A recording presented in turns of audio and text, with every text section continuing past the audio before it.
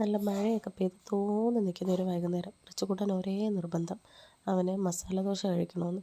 എന്നാൽ പിന്നെ പോയേക്കാൻ നിർത്തും. അത് മാത്രമല്ല മെഡിക്കൽ സ്റ്റോറിൽ നിന്ന് മരുന്ന് വാങ്ങിക്കണം. നല്ല തുമ്മലും തൊണ്ടവേദനയും മൂക്കൊലിപ്പും ഒക്കെയുണ്ട്. അതുകൊണ്ട് ഞങ്ങൾ 3 പേരും കൂടിയാണ് പോകുന്നത്. അത്തായും ഞാനും റിച്ചുകുട്ടനും കൂടി. അപ്പോൾ അവിടെ നിന്ന് ഇറങ്ങുന്നതിന് മുമ്പ് എന്നെയും കൂടെ കയറ്റും ഉമ്മയെന്നും പറഞ്ഞുകൊണ്ട് നിൽക്കും. പക്ഷേ അവിടെ മഴ പെയ്ത് കിടക്കുന്നതുകൊണ്ട് സ്ലിപ്പാവും. അതുകൊണ്ട് ഞാൻ അവനെ കയറ്റിയില്ല. അത്ത വന്ന് എന്തായാലും പിടിച്ച് മാറ്റി. അങ്ങനെ ഞങ്ങൾ ആദ്യം പോയത് മെഡിക്കൽ സ്റ്റോറിലാണ്. മെഡിക്കൽ സ്റ്റോറിൽ നിന്ന് ഞങ്ങൾ മരുന്നൊക്കെ വാങ്ങിച്ചു. അപ്പോൾ അവൻ അതിൻ്റെ മണ്ടയിലിരിക്കുന്ന ഞങ്ങൾ സ്ഥിരം കസ്റ്റമറാണ് ഇവിടുത്തെ. അതുകൊണ്ട് അവൻ്റെ കയ്യിരിക്കുന്ന 2 മുട്ടായി അവനെ എപ്പോൾ കണ്ടാലും ആണ് കൊടുക്കുന്നതാണ്.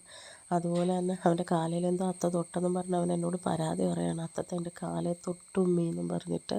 അത് അങ്ങനെ ഞങ്ങൾ തുമ്മലിനും ദേഹവേദനയ്ക്കും മൂക്കൊലിപ്പിനും ഒക്കെയുള്ള മരുന്നെല്ലാം വാങ്ങിച്ചുകൊണ്ട് പിന്നെ നേരെ പോയത് ഞങ്ങൾ അവൻ്റെ ആഗ്രഹം പോലെ മസാല ദോശ വാങ്ങിച്ചു കൊടുക്കാനാണ്. അവിടെ ചെന്ന് അവന് അതിന് ഹോട്ടലിലോട്ട് ഓടി കയറി ചെന്ന് അവനാദ്യം കൈ കഴുകി. അങ്ങനെ ഒരു കാര്യമുണ്ട് അവനെക്കൊണ്ട്. എവിടെ പോയാലും ഏത് ഹോട്ടലിൽ പോയാലും അവൻ ആദ്യം പോയി ഓടിപ്പോയി കൈ കഴുകും.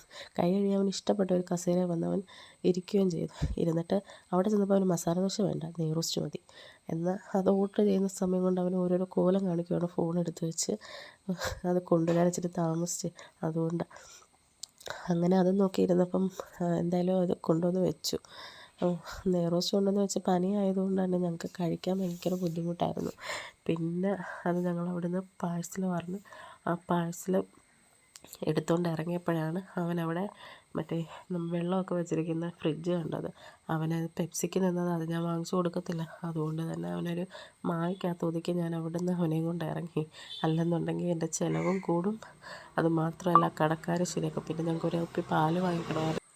പാലും വാങ്ങിച്ച് പാണ്ടിക്കാരൻ്റെ ഇടയിൽ നിന്നൊരു വടയും മുട്ട ബജിയും വാങ്ങിച്ച് വീട്ടിൽ വന്നു. അപ്പം ബൈ.